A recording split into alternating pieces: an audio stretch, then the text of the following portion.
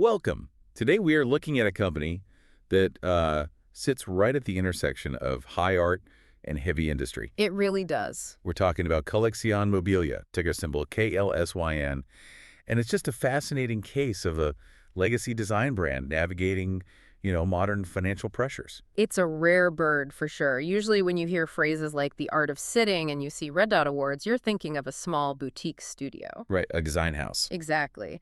But you peel back the glossy catalog here, and what the 2025 annual report shows is a company going through a massive shift in its financial architecture. It's definitely not just a showroom business.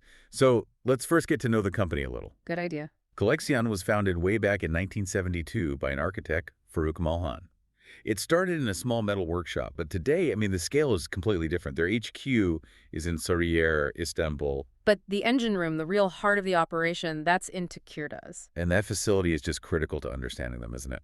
It is. We're talking 86,000 square meters, with 45,000 of that being a closed area. It's an integrated facility, wood, metal, upholstery. It's all under one roof. They're not outsourcing the hard stuff. And that's reflected in their employee numbers. No, absolutely. As of the end of 2025, they had 459 employees, and the key number here is that 314 of them are in production. This is a manufacturing play just as much as it is a design one. They also have a real estate arm, Büyükdere Gayrimenkul, which they own 100% of. But when you look at the ownership, who's actually calling the shots? It's tight, very tight. Only about 25% is free float on Borsa Istanbul.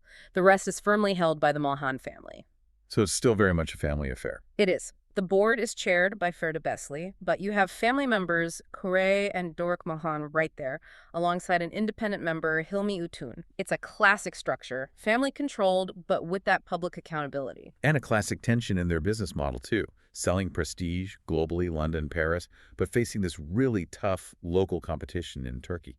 Yeah, their SWOT analysis basically screams that. Strengths are brand heritage and export potential. But the threats? A super competitive domestic market and reliance on raw material costs. That's the whole backdrop. Okay, that sets the stage perfectly. Now we can move on to our analysis. Let's crack open these 2025 financials, because the headline numbers, well, they hide the real story. They really do. And the headline, at first glance, is actually a bit discouraging. Revenue for 2025 came in at 1.98 billion Turkish lira. And you compare that to 2024's 2.21 billion. So that's a clear drop, a contraction. It is. They've sold less furniture. Domestic sales were about 1.64 billion, international around 335 million. And usually when a company's top line shrinks like that, you expect them to be burning cash just to, keep the lights on. And that is exactly where this report gets weird, in a really good way. This is the aha moment for any investor looking at this. Okay, I'm listening. Just look at cash and cash equivalents. In 2024, they had about 82 million TL on hand. Pretty standard. By the end of 2025, Hold on. over 440 million TL. Wait. So revenue drops, but their cash pile explodes by 5 times. How does that happen? They are sitting on a fortress of liquidity. And that, you see, changes the entire debt conversation. While total borrowings ticked up a little bit. Which you might expect. Sure. But if you look at net financial debt, which is what really matters, it plummeted. It went from around 439 million TL all the way down to 245 million. Because that massive cash pile on hand just offsets the loans. So they basically used a slower sales year to become incredibly liquid. Precisely. They de-risked the balance sheet in a major way.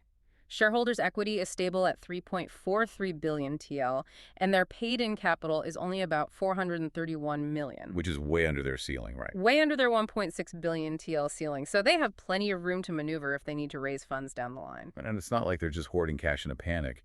The report mentions they're still investing. Automated CNC lines in that Tekirdağ plant.